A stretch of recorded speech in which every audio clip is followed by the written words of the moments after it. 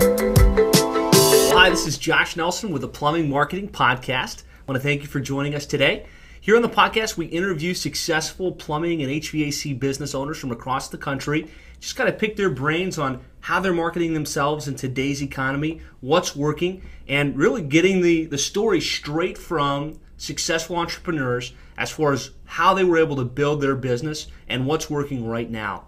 And today, we have the privilege of talking with Greg Joyce from Schuler Services out of Allentown, Pennsylvania. And he's built a very successful business over the years. It's a family-owned business. And so let me introduce Greg to the line. Greg, how are you doing today? I'm doing real well, Josh. How about yourself? Excellent. Thank you so much for joining us on the podcast today. Oh, you're welcome. My pleasure. So tell us a little bit about your business, how long you've been around, approximate revenues, number of trucks. Just give us some of the basic background information on the company and where you guys are at today. Sure. Yeah, not a problem. Basically, the business was started by a fellow by the name of George Schuler back in 1923. So we've been around the Allentown area, Lehigh Valley here for 91 years. Wow. So on and off, the business has changed quite a bit over the years. We now have a 1,800 square foot showroom. We do some bathroom remodeling. And basically at the moment I have 6 service technicians and 2 contract technicians that do the bathroom remodeling. So I'm running with 8 guys, and we basically have 11 trucks, and we're looking to fill. We could use 2 more right now at the moment. So that's where we're at. The business from 1923 to 1974 was owned by a couple different owners. And my father got involved in the mid-'70s and purchased the business in the late '70s with a partner that was one of the plumbers here.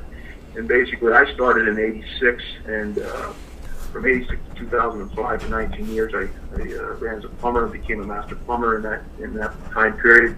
And in 2005, I came inside when my father brought his partner out, and I became service manager from 2005 to May 1st of last year, 2013.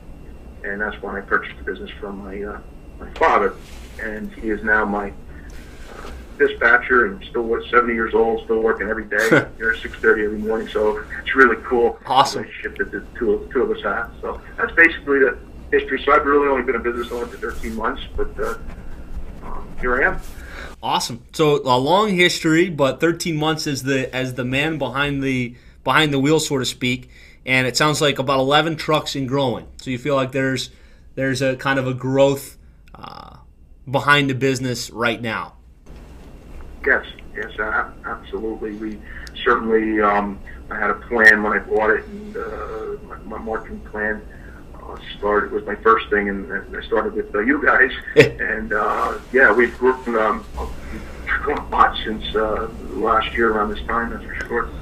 Well, we'll drill down into that a little bit more as we go, but I appreciate you giving us a sense of where you're at right now and kind of what the direction of the company is.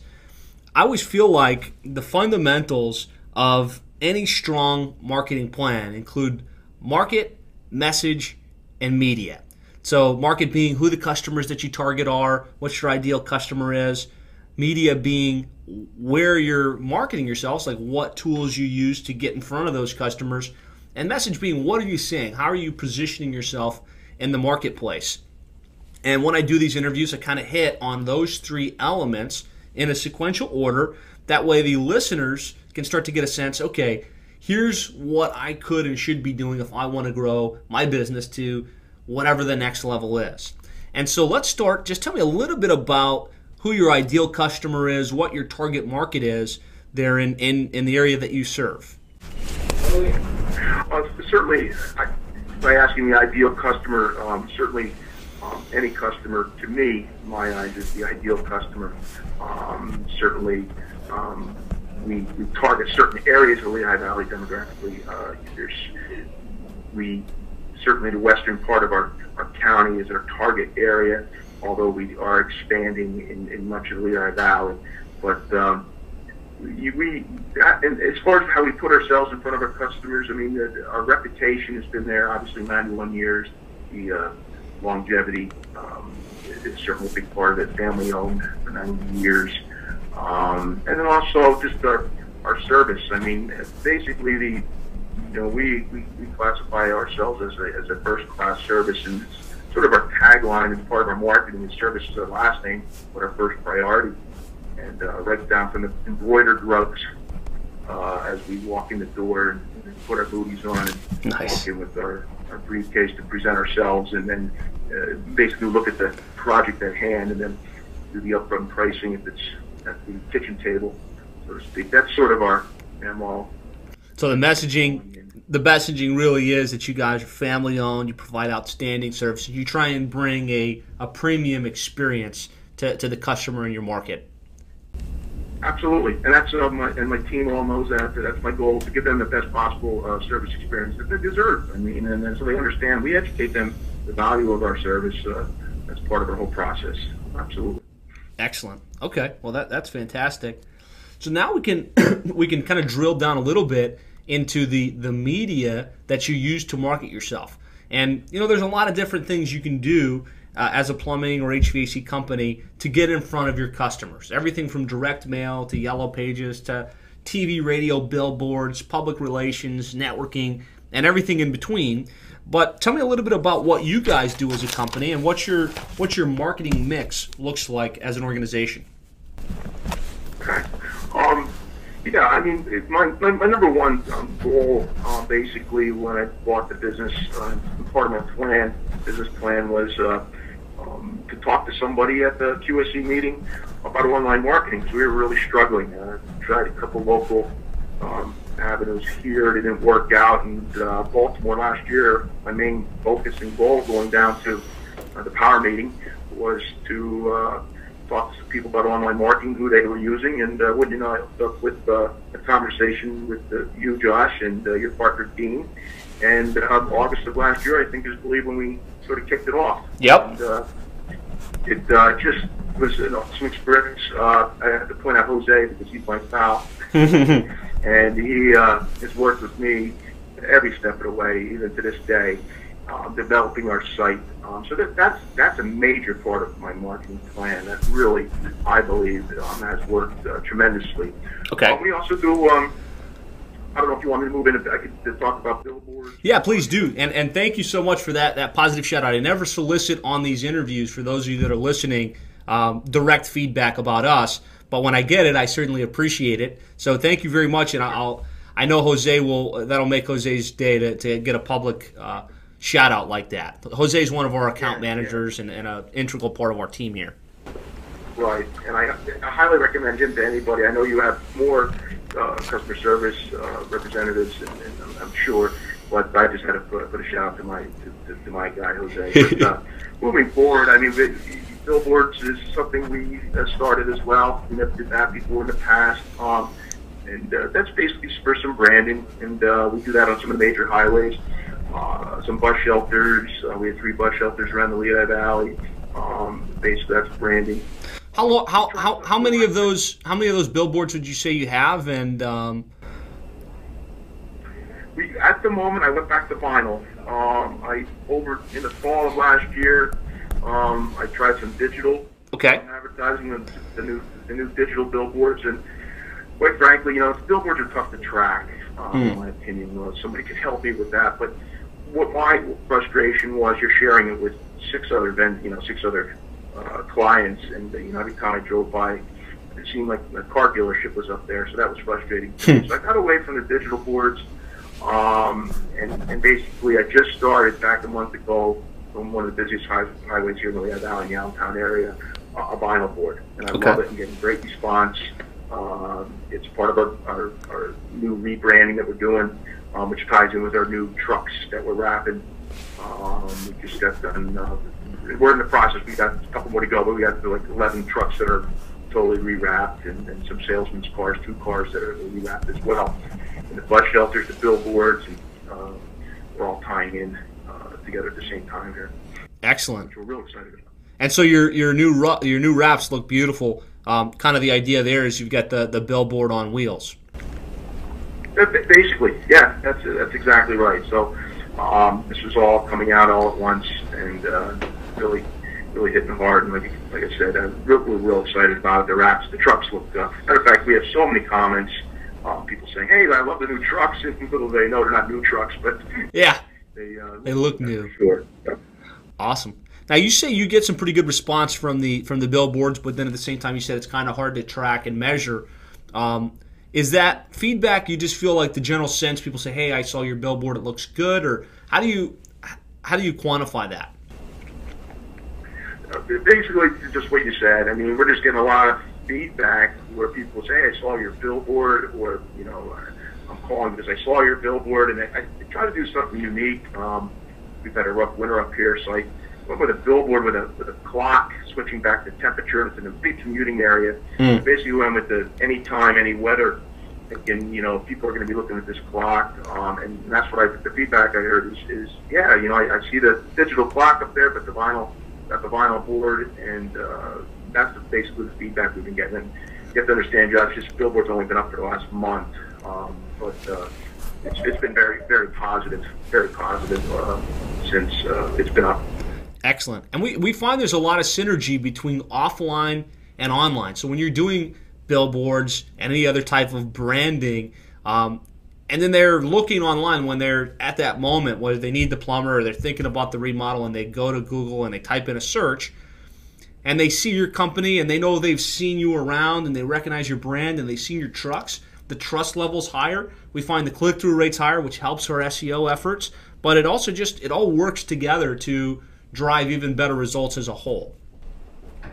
Sure. Yeah, and the neat part about you guys right away, as soon as I did the rebranding with the billboards and even our letterhead, our cards, the whole 9 yards, you guys were right on it and changed our homepage and each of our individual pages with our basically our new logo that we're real happy with, and that was done right away too. So to me, consistency is key in the branding. People see it, they see it outside, they see it on your website, they see it on your just everywhere, and basically that's my goal here, to get the rebranding done and all out at once. Excellent. So we talked about internet being a major source. We talked about billboards. Do you guys do any other marketing initiatives to on the media side of the equation? Sure. I mean, get back to the online marketing. You guys handle my social media, so we do have a Facebook page, which is handled by your firm. Mm-hmm. So we do have basically a post every day, and then on our website too. I have to point out that there is a blog, I believe weekly, that is done on there as well. Yep. And the new review thing has been just phenomenal. We have online reviews, and we actually give spiffs to our technicians as an incentive. We have a whole program set up with my service manager, Schuler. He reads the reviews weekly, and obviously then they get spiffs as well for each of the reviews when their name is mentioned. But moving on to other types of marketing, I tried the team sponsorship this year for a softball team. So I sponsored the softball team, and interesting enough, for my analytics report, the amount of leads coming from their website have been phenomenal. We've actually got a few jobs and actually paid for the uniforms already, so nice. It's pretty cool. We do some direct mail with another industry partner. I don't know if I can mention the name. Absolutely. No, definitely. USC, yep. Contractor 2020, Mike Marcy does our direct mail for us. Doing a fantastic job. Direct mail works. Talk to Mike. It does work. Mm-hmm. And we also do the neighbor program with him. That we just kicked off. Basically, how that works is we send 25 jobs a week to him, and then they send out 5 postcards to the neighbors. Hey, we work for your neighbor. So that we're just kicking off. I mentioned the truck wraps. I mentioned my sales carbons wrap. We do stuff like local theater, advertising. Local theater, so you've got the ad in the theater that rotates on the big screen? Yep. Mm-hmm. Okay. Yep. Yeah, and we get good response there as well. That's another tough one to track. The things like, I don't know if you want to call it donation marketing, basically getting yourself out in the public, if it's a golf outing or public relations, probably public relations, how you could classify that type of stuff. Yeah, sure. If it's a fundraiser for the blood center or cancer or what have you, and we always get really good responses from those as well. Excellent. But other than that, I mean, we do some. We had another industry partner, Chester Axley from Hopjet USA, just started. We're doing our private labeling on our drain cleaning products or drain treatments. That's exciting as well. He's doing private labeling for us. So Okay. that's another form of marketing. So, Very, very interesting. It's a nice, diverse mix. Now, one thing you didn't mention that I know, at least in the past, you were heavy in was the Yellow Pages. Are you still in the Yellow Pages at some level? we are. We Okay. are. We did back down this year. The contract just to be renewed. We're in the Yellow Book and the Yellow Pages. We're actually in the Yellow Pages of the double truck. We do have the 4 pages, but we backed out the different sections like water heaters and water treatment, and so we're going to be tracking that real closely to see if that has any effect. Hopefully it doesn't have any negative effect, obviously, but more and more we're getting away, trying to back away because of our online presence is so strong. We're thinking maybe, just distribute some of that, marketing money in another way. So Sure. we have done that. We dropped that paper altogether because I did some tracking when it was the newspaper, and unfortunately that has not really worked for us. Okay. As far as Angie's List, their mailer, we tracked that as well, and we didn't see much return there either. So that's with regards to the mailer. I know that they've got a print side of the division and they've got an online side of the division. I know you've got a lot of reviews on Angie's List. Do you have a premium listing on Angie's List, or you just kind of go with the base program? the base program at the moment, Okay. I did some of the mailer advertising last year. Put a coupon in there. Coupons are a great way of tracking, and we have coupons on our website. That's our direct mail is tracked as well. But from the Angie's List, we didn't receive much of a return on that, so we dropped out of that. But as far as Angie's List, no, we're basically on there. It's member driven, I guess, for the most part. And our reviews seem to be working quite well. Excellent. So that's a pretty diverse marketing mix you have in place, and it's really the recipe for success. Very aggressive online marketing strategy, branding with billboards and theater ads and other things like that. Obviously aggressive with social media and online reviews, doing some other team building, team sponsorships. The direct mail, heavily marketing back via print to your existing customer base, and then the neighborhood program is great. Aggressive branding with the trucks, and I think what the consistent theme of these interviews is you need to have a diverse strategy that touches each one of these areas. And when you do that right, and there's some synergy between the different channels that you're using, that's when you start to see the maximum result in terms of marketing and getting inbound leads, calls, and growth within your business. So to kind of recap that, what would you say, what of the marketing efforts drive the most new leads for you? Well, hands down, our online marketing, there's no question. Okay. And we just saw a quick result of that from when our website, our brand new website that you guys developed for us, got kicked off, I think in October of last year. And I just want to point out, from this fiscal year, just our sales alone are up 30%. Wow. So very proud of that. And it's not just the sales that are up, though. The profitability's there as well. So we're just extremely happy with the online marketing, because that was something we really struggled with. I struggled with. I knew that was my number one thing as soon as I bought the business, and I couldn't be happier with the results. Excellent. Now, we talked a little bit about some of the marketing efforts that you stopped, and it sounded like most of them you've kept. You've kind of slowed down on the Yellow Pages a little bit, but you've also slowed down on the newspapers. Yes. Okay. Just due to the fact that you didn't feel like it was generating the result that you could by putting those dollars elsewhere. Correct. Mm-hmm. Okay. Excellent.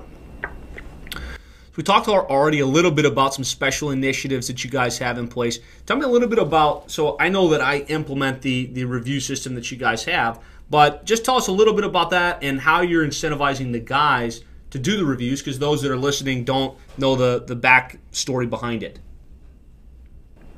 Okay, yeah, the review is a couple things. It's I guess you would say it's twofold. We actually, Jose set up a really cool thing, I thought. This has started us off because we had so many written reviews. We sent them to him, and I don't know if they were scanned or however it was done. So we have a bunch of written reviews on our website. But most importantly, we have this easy link you could click on as a customer. When we're done, we leave a card behind and ask them to post a review, and basically just get on the site. And I think it's handled by, is it Bizarrefy? Bizarrefy, is that correct? Yeah, there's a tool. There's a tool behind that's aggregating your reviews called Bizarrefy, and a system called Nearby Now, which helps your technicians check in and request reviews consistently after every service call. Right, I was going to get into Nearby Now. Oh, I'm sorry. I cut you. Okay. Go ahead and talk. No problem. I just the first one, like I said, was on the paper reviews that were posted, and then the ease of, you don't want your customers to have a cumbersome process to post a review, or else they're just not going to do it, and it's just that's the bottom line. So it's real easy with this new system that Plumber.co has set up for us. So those are working real well. So all our reviews coming from, if it's Google Plus, what have you, Andy's List, they get posted on a real easy link for them to even look at and review your reviews. And then the third one was the one Josh just mentioned, is the Nearby Now, which is basically the guys have their mobile devices out in the field. They take their iPhones, they check in. And this is something we're building at the moment. I know Jose tells me how important it is, because for ranking purposes, that new content all the time.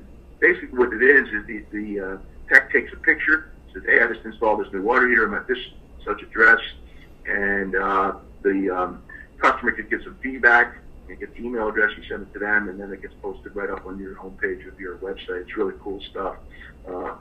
But that is something we are working on. My service manager, Sean, has worked very hard on that, and we've had some great results and great responses from that as well. Excellent. And so this is something that you're doing a pretty good job with. I know you feel like there's room for improvement and you could use the tool more often. But one of the main challenges that our other clients have with this is getting their technicians to buy into the process, do the check-ins, type the descriptions. What were you able to do, and maybe it was Sean that took the lead on it, how were you able to get the technicians off the fence and into actively leveraging the technology? Right. Simply spiffs. Okay. They get a certain dollar amount. That's always a plus, as we all know. Mm-hmm. And training. We're big on training. We train every Wednesday morning. We have an hour set aside, or a half hour set aside, whatever it takes. And if it's bringing a local supply house in, or if it's basically the sales training on Sean's and our service manager doing a great job with the guys, that's the key. Because you can't just expect a technician to go out there and start doing this without any training, and Sean is working hard with the guys, even on a one-on-one basis, to get them to do it even more.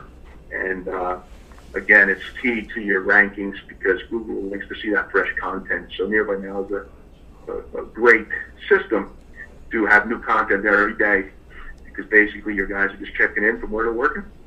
Yeah, and it's creating that consistent, relevant, hyper-local update for the pages on the site. But that's powerful. So doing the training, kind of making sure they understand how to use it, making sure they understand the value of it, and then incentivizing them with some type of financial spiff for doing the activity. So Sure. that's extremely valuable from an implementation perspective.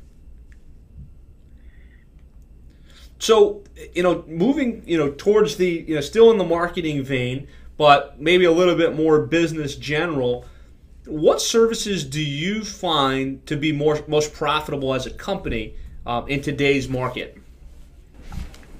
That's a great question. And, when we do our tracking on different job costing and track our jobs, hands down, probably our number one most profitable jobs are our excavations, our underground work. Okay.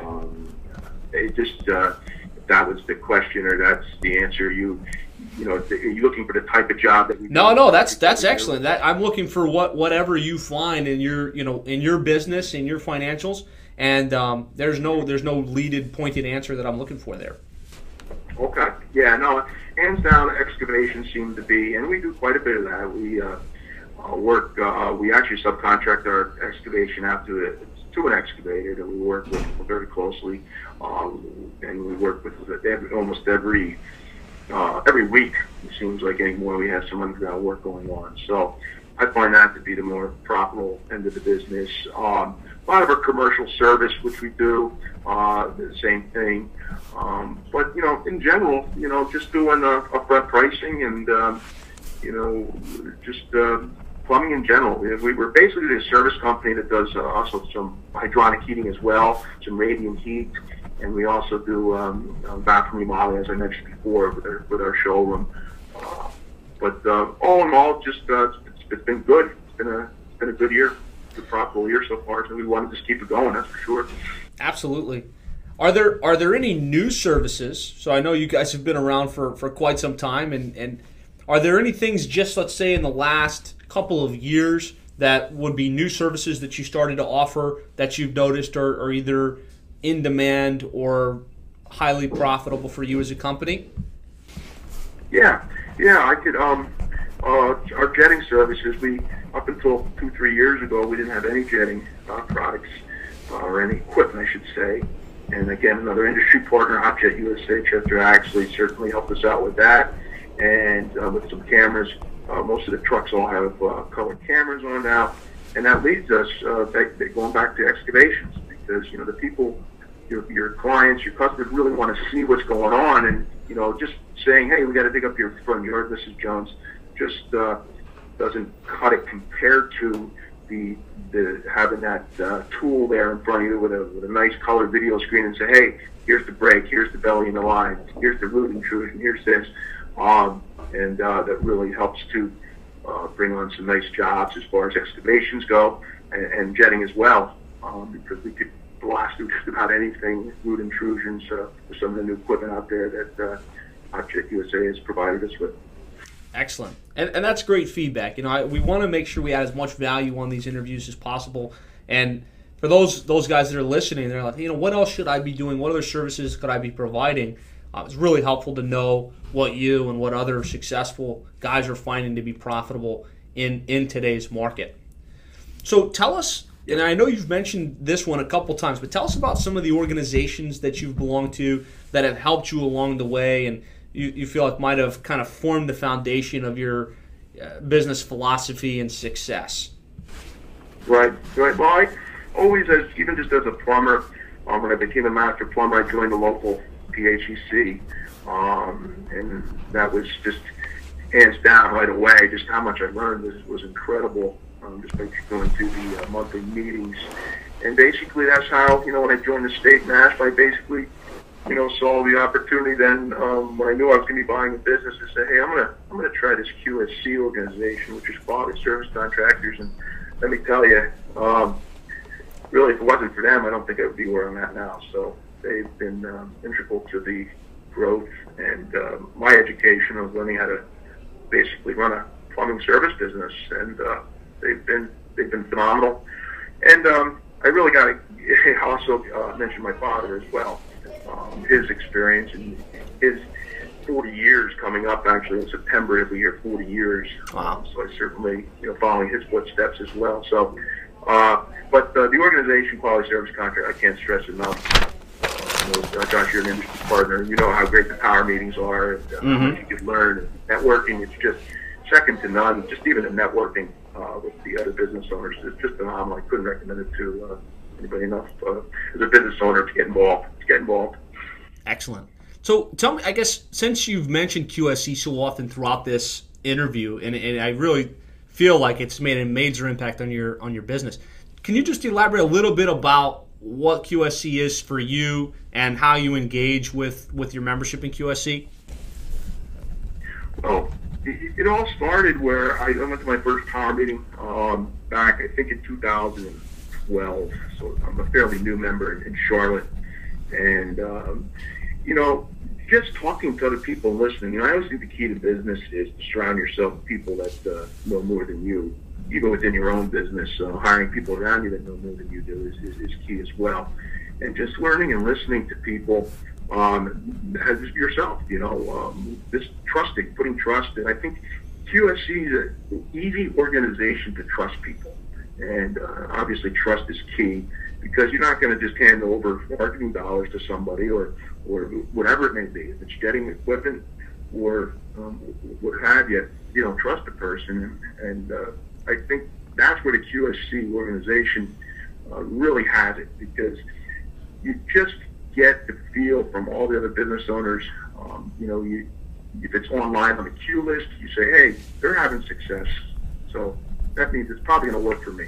Mm-hmm. So I just find that to be the most helpful thing. And again, just the people alone. It's just a wonderful organization.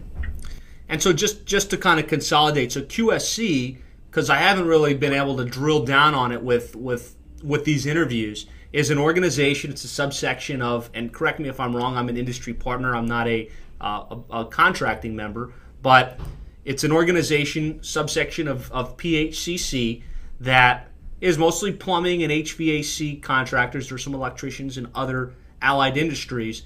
That is it's not a huge group. It's a network of highly successful plumbing and HVAC business owners that network on a consistent basis. So there's an open queue list where any of the members can ask a question, and the other members kind of put their mastermind together and respond and help each other out. And then there's ongoing trainings for the technicians and coaching available. And then there's a quarterly, or I guess it's a quarterly power meeting where all the members come together for 2 to 3 days and just share best practices, get new training on business, on pricing. And it seems like it's just a powerful way to grow your plumbing or HVAC business by tapping into this great network of other successful business owners that are like-minded.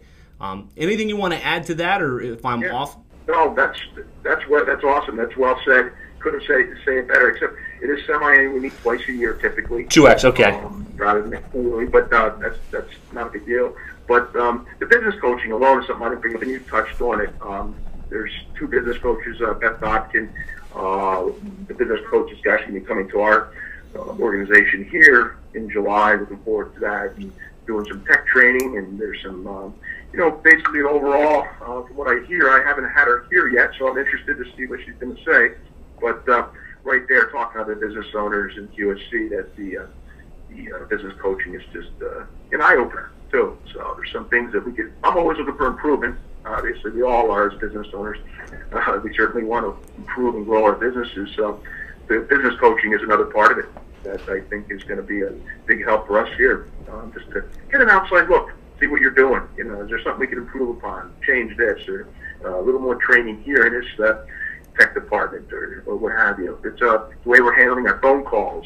They do all kinds of training with CSRs on how they handle the phone calls coming in. So a lot of good stuff. Excellent. Great feedback there.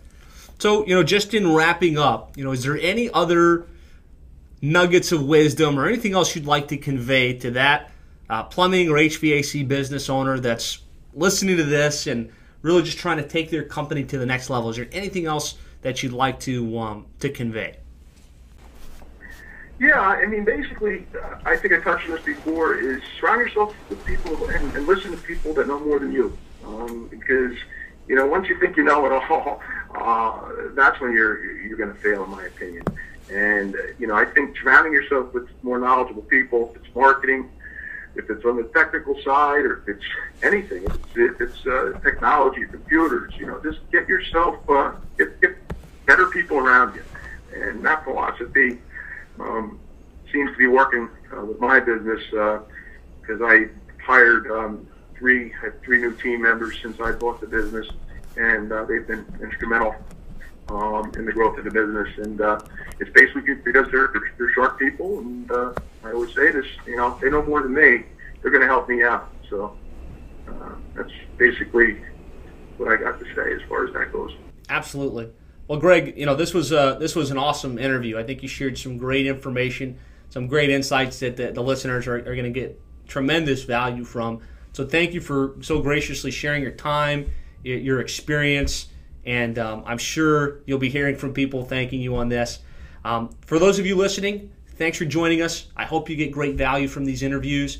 Please stay posted. If you want to listen to other interviews that have been conducted in the past, or subscribe so that you can be alerted as new interviews are posted, you can do that by going to plumbingmarketing.net. Again, that's plumbingmarketing.net. And this is Josh Nelson. I look forward to talking with you again soon.